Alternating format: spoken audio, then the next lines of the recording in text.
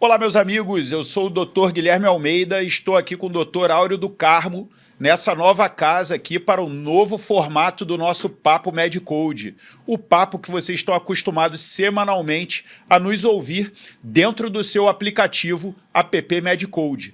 Não se esqueçam de baixar o aplicativo nas lojas virtuais, na Google Play e na Apple Store. Procura lá MedCode Bulares e Condutas. E aí, Áureo, gostou da nova casa? A casa tá arrumada, casa linda, né? Vamos profissionalizar mais o nosso Papo MedCode para ficar cada vez mais atrativo aí para os usuários do nosso aplicativo. Bom, e o tema de hoje a gente vai falar um pouquinho sobre anamnese e exame físico. Vamos começar do básico, né? Vamos discutir um pouquinho sobre algumas realidades sobre anamnese e exame físico que nós temos hoje na nossa prática médica e, por que não, vamos projetar as mudanças que estão por vir da anamnese e exame físico na próxima década ou nos próximos anos aí. Então, até para a gente começar o nosso bate-papo, Áureo, eu queria que você falasse um pouquinho para a gente, dentro da sua experiência em enfermarias e também na terapia intensiva e também na emergência, dos hospitais que você trabalha, um pouquinho sobre como está a realidade da anamnese e exame físico nos dias de hoje, né? Quando o paciente chega para você na terapia intensiva, chega para você numa enfermaria de clínica médica ou chega para você na emergência, como é que você acha que está isso hoje? Os colegas estão efetivamente fazendo os procedimentos que devem ser feitos? Passa aí um pouquinho da sua experiência com a realidade de hoje. Então, eu tenho o privilégio de ver semanalmente na minha vida realidades distintas de assistência, né? E eu trabalho no Hospital Universitário, que é o hospital onde o Dr. Guilherme trabalha também, que é o Hospital Universitário Gafrei Guinle. E lá, por ser um hospital-escola, a gente vê anamneses mais bem feitas, vamos dizer assim, porque você tem ali uma disciplina de semiologia que ensina os alunos a fazer a anamnese e a fazer o exame físico. Então, as anamneses que a gente pega em hospitais universitários, em geral, tem uma qualidade melhor, tem um cuidado melhor para ser feito. E, além disso, também você tem várias pessoas ali também atuando, vamos dizer assim, nessa anamnese, né? Desde, muitas das vezes, o próprio acadêmico, né? O aluno fazendo ali o texto, e esse texto vai ser corrigido pelo monitor desse aluno, pelo professor. Então, no final, vai ser um texto mais completo da anamnese. Então, as anamneses de hospitais universitários, em geral, são mais completas, né? São maiores, né? E o texto é mais... conta melhor a história do paciente. Por outro lado, a gente tem hoje hospitais privados, por exemplo, que são anamneses são muito mais direcionadas, né? Você tem ali a anamnese muitas das vezes direcionada para o problema do paciente, mas nem sempre isso é feita de um modo eficaz, de um modo efetivo, né? Porque muitas das vezes o médico que atendeu ao paciente numa emergência, por exemplo, tem uma interpretação sobre aquele problema. E quando esse paciente vai chegar lá no nosso CTI, por exemplo, em terapia intensiva, ou na enfermaria, a gente vê que o problema era outro diferente. Então, a gente tem anamneses muito ruins, né? Exame físico, então, nem se fala. Assim, a gente vive hoje num mundo, né, que é um mundo muito mais imediatista, né? As coisas têm que ser muito mais rápidas, e você tem também, por outro lado, uma pressão do mercado também, fazendo com que que o médico, em geral, dedique menos tempo ao exame físico e à anamnese do que deveria dedicar, né? A gente tem exames físicos hoje muito menos completos do que antigamente, né? E uma gama de exames complementares sendo solicitados, muitas das vezes sem indicação, né? Então, assim, anamnese e exame físico, ao meu ver, hoje, estão muito desvalorizados. Devem ser muito mais valorizados pelo profissional, né? O nosso Papo MedCode aqui, em geral, é direcionado mais para quem está em formação, são para alunos, né? Então, esse é um grande recado para os alunos, né? Tem que valorizar muito a anamnese e o exame físico, porque na anamnese e no exame físico a gente vai dar mais de 90% dos diagnósticos, né? Sejam eles fáceis ou difíceis. Bom, até para complementar, não sei se o Áureo ficou sabendo, mas ao longo dessa semana eu vi uma notícia dizendo que uma médica ou um médico estava sendo processado por examinar uma criança, fazer uma ausculta ou cardíaca ou pulmonar por baixo da roupa da criança, né? E a mãe achou que aquilo ali foi algum tipo de assédio ou alguma coisa assim desse tipo, né? Então, assim, a gente tem essa questão do pudor também vinculado ao exame físico, né? Você que é cardiologista, né? Para você fazer uma ausculta cardíaca, você geralmente pede para o paciente tirar a blusa, né? Uhum. Inclusive, a ausculta por baixo da roupa ou por cima da roupa não é uma coisa muito desejável, digamos assim. Então, a gente ainda tem essa questão do pudor, mas eu acho que isso a gente resolve muito com a conversa, né? Com a orientação. Você conversando, orientando, dizendo o que exatamente você vai fazer e como você vai fazer. E, de preferência, se você puder ter uma testemunha, né? Uma enfermeira, um técnico de enfermagem, ou até a sua secretária, efetivamente. O que você acha disso? Não, sem dúvida. Eu fiquei sabendo desse caso, sim, se eu não me engano, foi em São Paulo, né? E pelo que eu soube, né, pela notícia que eu li e pelo que eu apurei até em grupos, né, de WhatsApp, médicos, né, tem médicos até que conhecem o profissional, que falaram, ele agiu assim de forma o mais natural possível, comunicou o que ele ia fazer, tinha testemunha com ele, né, e por isso não teve problema nenhum para ele, a não ser a repercussão na imprensa, que muitos ficaram sabendo e tal. Mas é o que você falou, assim, o grande problema no relacionamento médico-paciente, muitas das vezes, é a comunicação. Né? Então, é muito mais fácil a gente resolver as coisas se comunicando, né?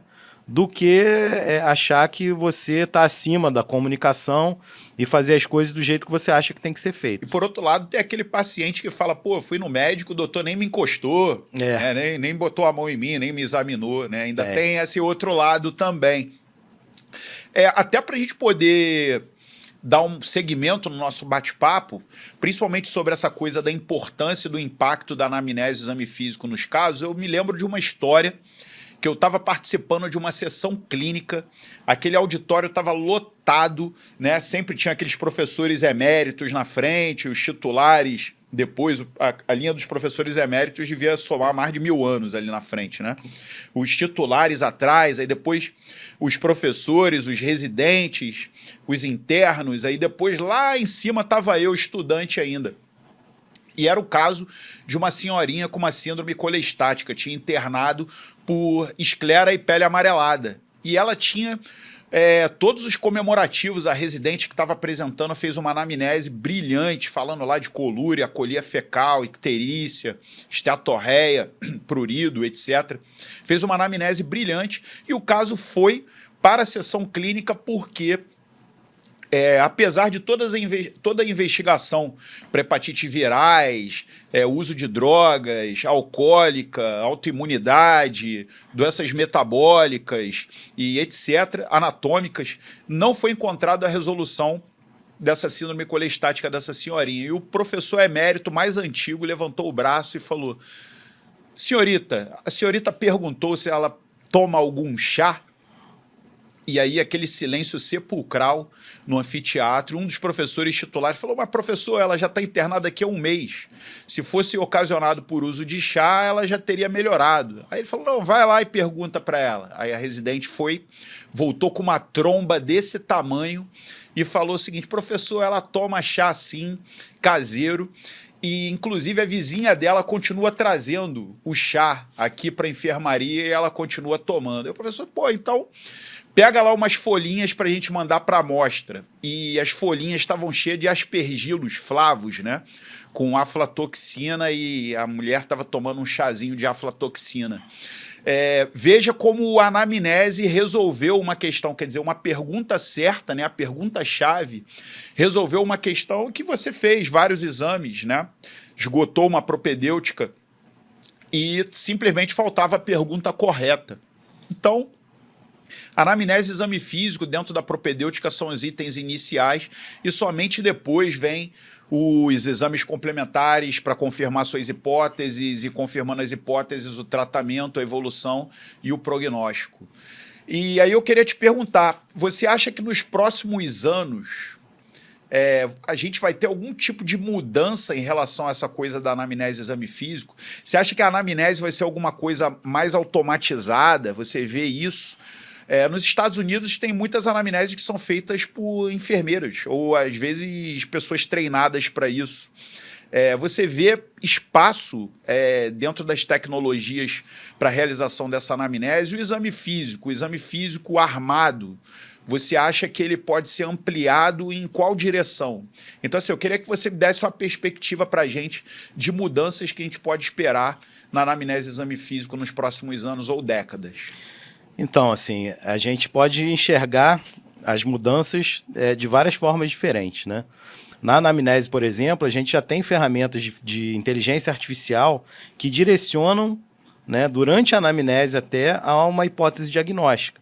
Então, eu vejo isso com ótimos olhos, né? Porque a inteligência artificial, se bem utilizada, ela vai ajudar muito a gente, né? Principalmente pensando em hipóteses que são raras, né, e que o diagnóstico é bem mais difícil. Então, nesse ponto, eu acho que vai ajudar e vai ajudar muito. Infelizmente, a gente sabe que as armas que a gente tem relacionadas à tecnologia nem sempre são bem utilizadas, né? E uma delas é exatamente isso, a anamnese sendo feita por outros profissionais que não médicos, não desmerecendo os outros profissionais, né? Mas assim, o enfoque que a enfermagem dá na anamnese é um. O enfoque que o médico dá na anamnese é outro. Então, é cada um com o seu foco. Então, na verdade, o correto seria cada um fazer a sua anamnese. O fisioterapeuta fazia a sua, o nutricionista fazia a sua anamnese, né? Os médicos, né? A enfermagem e assim vai. Então, assim, a perspectiva, na minha opinião, é boa se a gente utilizar bem, né, as ferramentas de inteligência artificial. Isso em relação à anamnese. Até te interrompendo, já que você falou sobre a anamnese especificamente, né? Eu dou aula de semiologia lá na Unirio, no Hospital Gafreguin, e eu ensino muito meus alunos, né, que identificação, história patológica pregressa, história fisiológica, história social, história familiar, é uma coisa mais automática, porque você corre uma lista. Identificação, qual o seu nome, quantos anos você tem, onde você trabalha, onde você nasceu, onde você mora. Né? História social, você fuma, você bebe, perguntas sobre alimentação, perguntas sobre a moradia. Isso é uma coisa muito mais direta, é uma lista. Isso. Agora, a história da doença atual e a queixa principal, ela depende muito mais em relação à forma que o médico pensa. E nem sempre isso é feito de uma maneira técnica, eventualmente é feito de uma maneira intuitiva. Quer dizer, quando eu recebo, falando de icterícia, quando eu recebo um paciente com icterícia, peles claras amareladas, eu penso, essa icterícia é direta ou indireta? Se ela é direta, geralmente ela é vinculada a uma síndrome colestática. Então vai ter prurido, vai ter esteatorreia, colia fecal, colúria, icterícia, né? Não necessariamente tendo tudo, mas direcionado a isso. E ele tendo uma síndrome colestática, ele é obstrutiva ou não obstrutiva, quer dizer, uma causa de lesão do hepatócito, uma hepatite, ou é uma causa obstrutiva, que você pode perguntar sobre perda de peso ou dor, né, abdominal. Então, assim, eu tenho esse direcionamento. Quando ela é só icterícia ponto e indireta, eu penso em causas de hemólise ou penso em alterações da enzima, né, a glicoroniltransferase. Então, quando eu faço anamnese, eu tenho um algoritmo, bem ou mal, um algoritmo montado para cada queixa. Quando o paciente tem dispneia, eu penso em causa cardíaca e causa pulmonar. Aí eu vou perguntar se ele tem edema de membros inferiores, se ele tem ortopneia, se ele tem dispneia paroxística noturna, que me guia mais para uma causa cardíaca. É o que a experiência te trouxe. Ou se ele tem dispneia aos esforços, que também pode ser cardíaca, mas tem febre, tem expectoração amarelada, com escarro, tem hemoptise, tem dor pleurítica, que me direciona mais para uma causa pulmonar. Então, isso depois vai ser complementado no exame físico evidente, mas toda vez que eu tenho um sintoma, um guia, né, uma queixa-guia, eu desencadeio algumas perguntas-chave que me direcionam na fisiopatologia. Exatamente. Essa é a ideia. Isso é técnica, né? E, assim, por mais que nem todos os médicos se aprofundem nesse tipo de estudo, você tem como, de certa maneira, usar a tecnologia, o computador, para te minimamente guiar nesse caminho. Isso. Né? Então, eu acho que isso é uma coisa a ser explorada. Não é que o médico vai ser substituído. Não, de jeito nenhum. Mas é que ele, nesse caminho, nesse labirinto, né, ele vai ser direcionado pela inteligência. Isso, e a inteligência artificial vai abrir outras portas desses caminhos, que às vezes a gente esquece. Com né? certeza. A gente nunca E sabe isso é todas uma as doenças. segurança, porque certifica, diminui o seu erro, Isso. seus vieses de memória e etc. Exatamente. E o exame físico, amigo? E o exame físico, meu amigo? O exame físico, assim, primeiro, é uma crítica, né? A gente tem observado isso, né? A gente que trabalha em um hospital universitário, a gente vê os alunos de medicina chegando ao final da faculdade sem saber, às vezes, passos básicos do exame físico, né? Às vezes, diferenciar ruídos pulmonares, né? Enfim. E então a gente, mais uma vez, vê isso comprovado sempre que precisa mudar, né? Precisa melhorar a qualidade do exame físico. E as ferramentas, falando da tecnologia, né, a gente tem hoje várias ferramentas aí para ajudar a gente no exame físico armado, né, como a gente gosta de chamar. E hoje em terapia intensiva, por exemplo, mas que não só em terapia intensiva, em emergência, mas beira do leito, né, você tem hoje a disponibilidade de vários aparelhos, por exemplo, de ultrassom, né, que estão se tornando cada vez mais portáteis e cada vez mais acessíveis, né? Até para você fazer um procedimento, Isso, né? Que antigamente a gente fazia às cegas, né? Ou até um diagnóstico.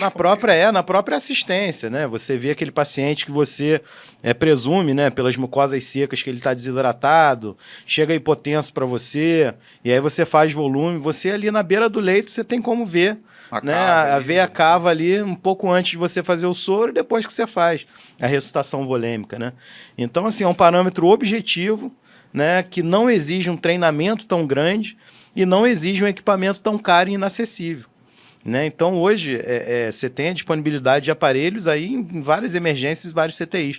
Lá no Gafre, a gente tem a disponibilidade do aparelho facilmente. Né, com essa pegada mais cardiologia, que não deixa de ser exame físico, a monitorização, né? A monitorização que a gente tem para paciente de terapia intensiva e até de enfermaria, a gente está trazendo isso um pouco para o mundo extra-interno, o mundo externo, né? As pessoas usam o reloginho aí, Exatamente. Apple, né? E tem monitorização, tem um exame físico, teoricamente, sendo feito continuamente, né? O que você acha disso? São outras ferramentas também que, ao meu ver, também, assim, melhoraram em muito a nossa assistência também, né? O advento aí dos relógios, né, que algumas marcas que são capazes de monitorizar, né, principalmente fibrilação atrial. Não são todas as marcas que têm o algoritmo para o diagnóstico de fibrilação atrial. Né? Aliás, até uma crítica, né, a várias marcas de relógios que também prometem coisas que não podem cumprir. Né? Tem algumas marcas que prometem medir a pressão arterial. Né? Nenhuma delas é capaz de fazer isso. Até nenhuma é possível, delas. né? Porque está ali no pulso, você Exatamente. pode fazer uma compressão. Mas não tem nenhuma validada ainda por nenhum órgão de saúde. A fibrilação atrial é uma das situações que você tem um pulso irregularmente irregular. Então... E assim, e algumas marcas, né, a gente destaca a Apple, que é a maior de todas, mas a Samsung também tem algoritmo validado. Também é possível. Oximetria também é possível. A Samsung e mais recentemente alguns aparelhos da Xiaomi. Né? Então, essas três marcas já têm comprovadamente, né, por estudos científicos já também publicado, a capacidade de diagnosticar a fibrilação atrial. Né? Então, assim, isso é uma coisa que ajuda muito a gente, porque sem antes falar você... que isso proporciona uma geração de dados, né? Não, se você enorme, pensar, enorme. Em nível populacional, né? De milhões de pessoas, você consegue ter dados, né? E fazer análises científicas populacionais, né? Incrível, né? Incrível. Então, assim, antes, por exemplo, a gente tem casos, por exemplo, de fibrilação atrial intermitente, né? Porque quando o sujeito está em fibrilação atrial é fácil, né? Você faz um eletro a qualquer momento dele, você vê. Mas e aqueles casos em que o paciente se queixa, né, de esporadicamente de ter um episódio e de repente faz um AVC, né? Então, porque a fibrilação atrial é esporádica ou intermitente, também aumenta o risco, né, de eventos tromboembólicos e de AVC, né? Então, antes a gente tinha que fazer um exame, que é o monitor de eventos, nesses casos, né? Você monitora lá o sujeito durante 7, 14 ou 30 dias. Né? E hoje você não precisa mais disso muitas das vezes. Se o paciente tem condição de adquirir ou já tem um smartwatch, você faz esse diagnóstico muito mais facilmente. Excelente. E até para a gente poder concluir essa questão da anamnese e exame físico, acho que a gente deu um panorama aí futuro até, né, e presente. Eu queria lembrar de uma história, né, porque a gente sempre quando trabalha em consultório, até em hospital mesmo, às vezes vem aquele paciente que traz aquele calhamaço de exame, coloca na mesa e você só acabou de dar bom dia para ele, né? Hemograma de 5 anos atrás, essas coisas. Exatamente. A gente lembra, né, que a propedêutica médica, né, a arte médica, ela tem uma sequência que é a anamnese, exame físico, lista de problemas, diagnósticos sindrômicos, diagnósticos anatômicos, diagnósticos funcionais, hipóteses diagnósticas. Com base nessas hipóteses, você vai solicitar exames complementares, espera-se que depois desses exames você chegue num diagnóstico, você vai traçar, depois do diagnóstico, uma estratégia terapêutica, vai evoluir esse paciente e vai avaliar o prognóstico desfecho. Lembra do grande professor Enéas Carneiro, que checava eletrocardiogramas, tive o prazer de conhecê-lo. Também.